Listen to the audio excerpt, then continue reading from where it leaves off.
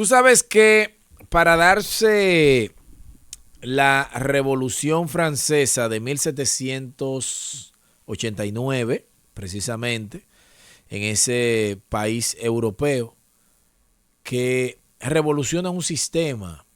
Existía el sistema monárquico, en donde existía el soberano, que era el rey, que tenía poder absoluto. Era el absolutismo en su máxima expresión, en donde sobre él recaían los tres poderes del Estado. Él tenía la facultad de ser el poder ejecutivo porque era el rey, pero también era quien emitía las leyes, o sea, sobre él recaía lo que era el poder legislativo, pero también entonces daba con el magíster, con el martillo, porque también era la ley. Sobre él recaían los tres poderes del Estado y la Revolución Francesa entonces da al traste con la monarquía e instaura lo que es un gobierno republicano. Llega aquí la República Democrática, en donde se separan los poderes del Estado, como lo establece Montesquieu en el espíritu de las leyes. También Rousseau, también lo establece Jean-Jacques Rousseau en su libro El contrato social, lo que le corresponde al ciudadano con el Estado. ¿Y qué sucede?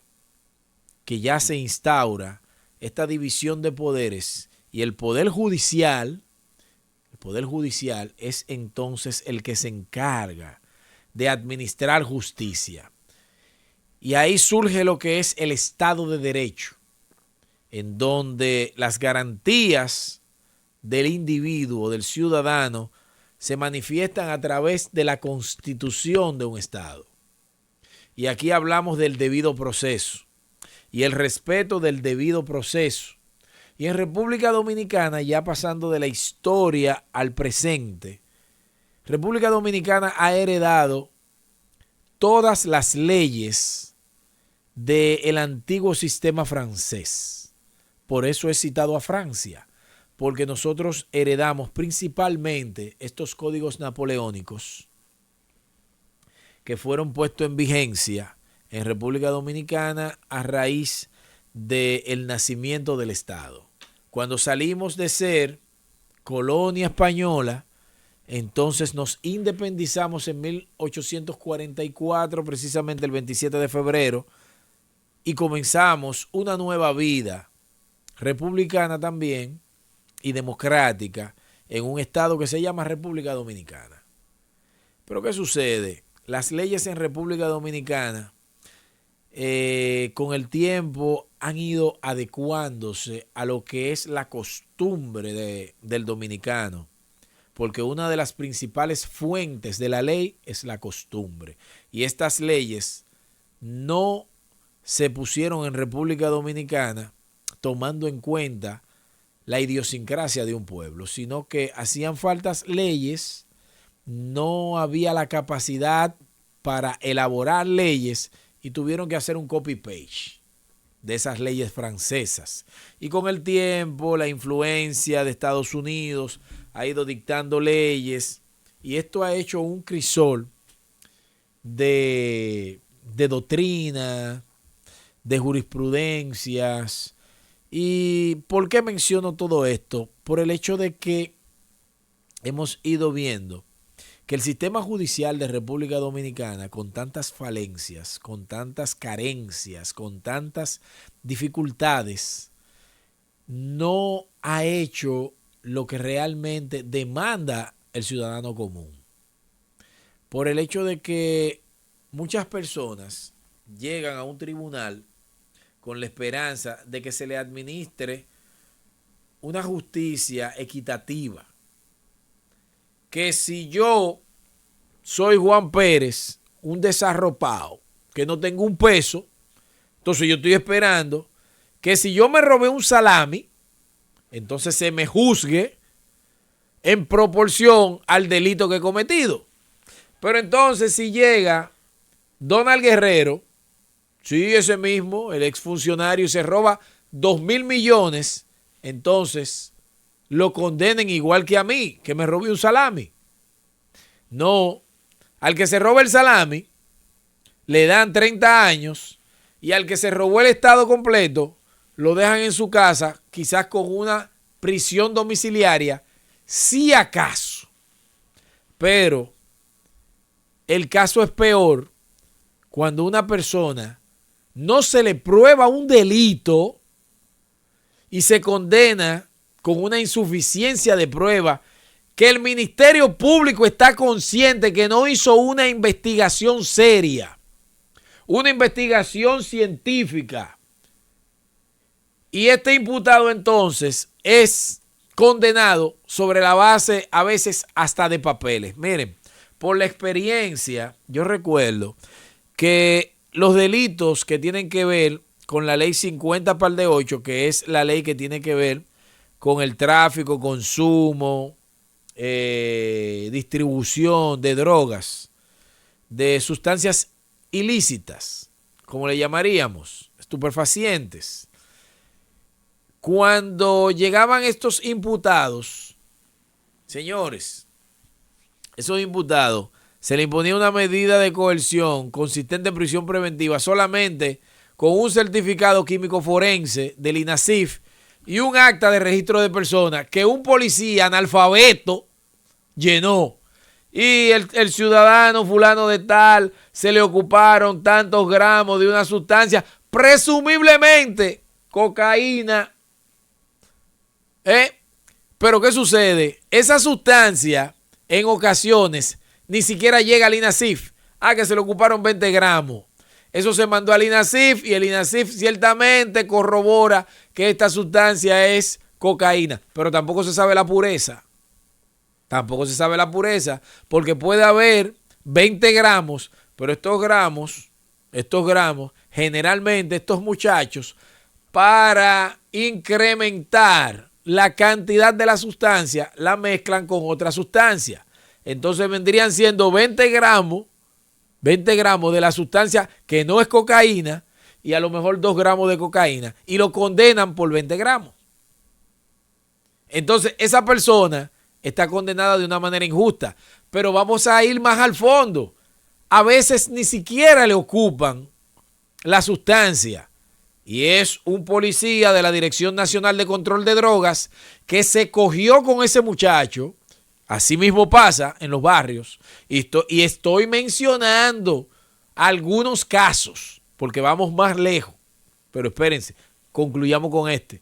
Y no se le ocupa nada y dicen que le pusieron algo. Le levantan el acta de registro de personas y en el papel es que le ponen la sustancia porque el policía le dio para escribir eso y se lo puso ahí, pero no le ocuparon nada. Y viene un acta del INASIF estableciendo que la sustancia, pero ¿cuál sustancia si ni siquiera se te mandó sustancia? La sustancia, cuando ustedes vienen a ver, la mandó el mismo policía. De lo que queda ahí en el cuartel.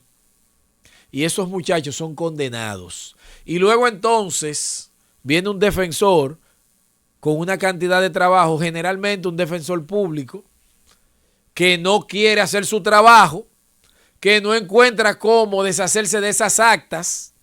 Y lo que le dice al muchacho, vamos a hacer un acuerdo de 5 años. Ya tú tienes 1 año preso, 4 fuera, 1 adentro. Pero el muchacho sale condenado de manera injusta. Pero vamos más lejos. Aquí yo tengo una noticia que este tipo de condenas sí llama mucho la atención. Y debe de impactar a la sociedad y la sociedad tiene que manifestarse. Porque una de las principales funciones de este canal de YouTube es empoderar.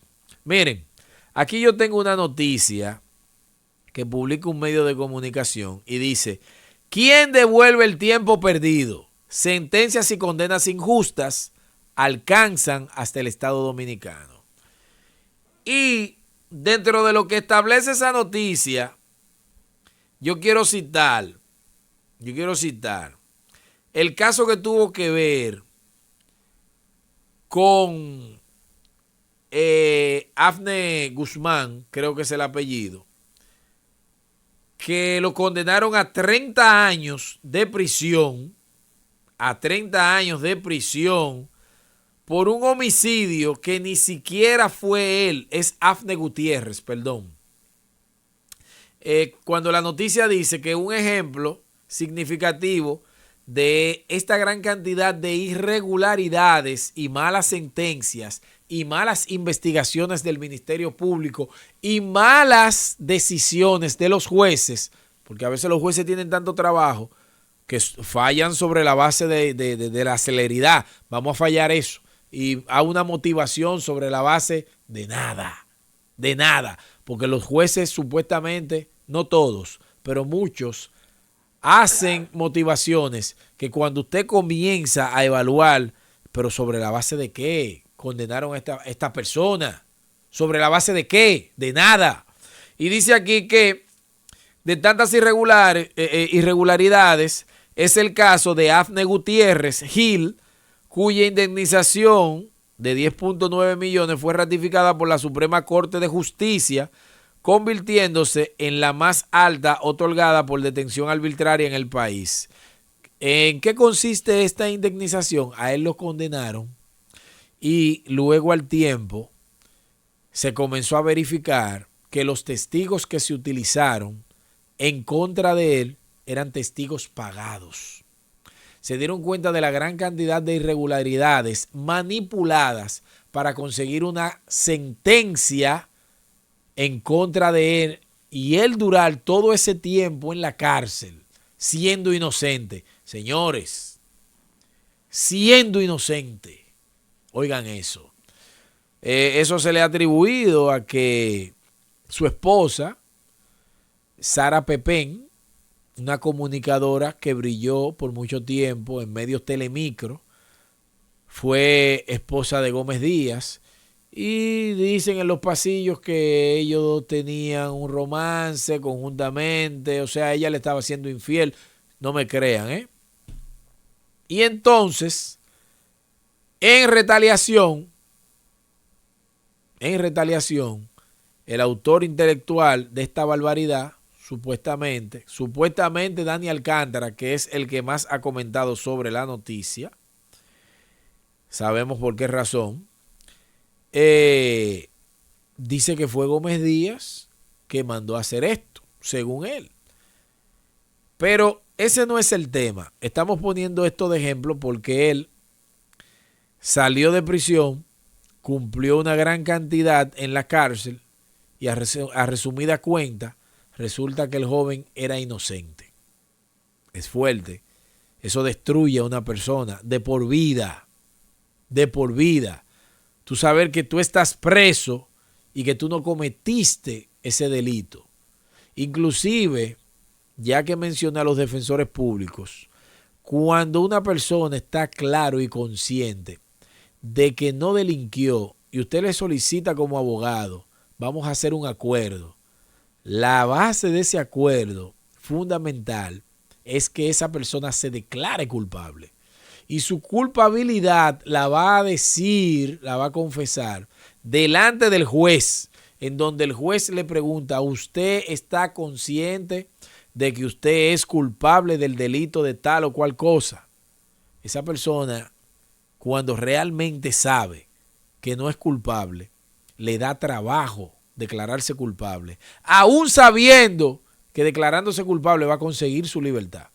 Yo pude ver muchos imputados que sabiendo que se hacían el acuerdo y se declaraban culpables, salían inmediatamente. Y ellos decían, doctor, yo no me voy a declarar culpable. Yo no hice eso. Yo no hice eso. O sea, son renuentes. Entonces, imagínense la carga de conciencia que pesa cuando una persona se declara culpable sabiendo lo que no es. Pero entonces imagínense el que sufre cuando no se le dio ni siquiera el beneficio de la duda y fue entonces a parar en una prisión y sabiendo el tipo de prisiones que tenemos en República Dominicana, que los hombres están en condiciones infrahumanas, entonces usted tener que pasarse un tiempo en prisión sabiendo que usted es inocente. Un día solamente en prisión que le cohíban de su libertad es traumático. Ahora imagínense estas personas pasando años y años en una cárcel. El sistema judicial de República Dominicana tiene que revisarse. No solamente los jueces y los fiscales, también los abogados que están de una parte o de otra, sea querellante o sea defensor. Entonces, dice que Manuel María Mercedes, presidente de la Comisión Nacional de Derechos Humanos, afirmó que la justicia resulta costosa e inaccesible para la gran parte de la población dominicana, lo que complica exigir reparaciones. Recordó además fallos recientes como la sentencia de la segunda sala del Tribunal Superior Administrativo que condenó al Estado y a un ex oficial por mantener detenido injustamente a un ciudadano durante más de una década. Esa fue la sentencia que estuvimos hablando acerca de Afne Gutiérrez Gil. Miren, yo considero que el problema de la justicia dominicana no está en la justicia en sí, porque la fiebre no está en la sábana. El problema está en la idiosincrasia del dominicano. En el deje eso así, eso no importa, dame lo mío, tú tienes que hacer lo que yo te diga, pero quieren estar por encima de la ley, por encima del bien y del mal. Yo tengo un primo. Entonces todas esas situaciones dan al traste con este tipo de situación. Que muchos inocentes estén presos. Y eso yo se lo decía en una ocasión a un fiscal que cuando me tocó defender a una persona que ellos entendían que era culpable del delito que ellos lo estaban acusando. Pero ¿qué sucede? El defensor no va a trabajar la culpabilidad o inocencia de un imputado.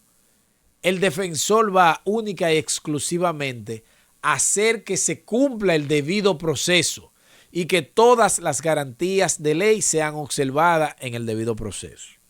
Y el fiscal decía, ustedes lo que están es defendiendo delincuentes y están soltando los delincuentes por la gestión de ustedes. Y bueno, yo le respondí, es mejor soltar a un delincuente que condenar a un inocente, porque eso es todavía más cruel. Y entiendo en esta ocasión que debo de hacerle un llamado a muchos fiscales, no todos, porque hay muchos con conciencia humana, pero hay otros que lamentablemente se deshumanizan por la posición que ocupan, no sabiendo que todo puesto público es transitorio, independientemente de que usted salga de la escuela del magisterio público y haga carrera como servidor público. En cualquier momento usted puede ser separado de las filas del Ministerio Público, sea por un hecho que usted provocó o sea que lo acusen de manera injusta. Así que yo entiendo que debemos de ser empáticos y saber que hoy te pasa a ti, mañana me puede pasar a mí. Y a la hora de usted perseguir un imputado, que sea sobre la base de las pruebas que realmente lo condenen. Que no solamente sea un hecho fáctico y decimos, bueno, tengo que sopesar entre el hecho y el derecho. Sí, hay una verdad material y también una verdad jurídica, pero tenemos que sopesar. Porque a veces, están conscientes los fiscales que tienen un imputado que es inocente y para seguir comiéndose los cheques que se comen y con el miedo al rumor público, solicitan prisión preventiva sabiendo que esa persona es inocente.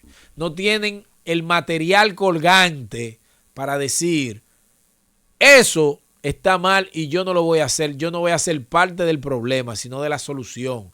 Pero con el miedo a perder el cheque, entonces venden su conciencia.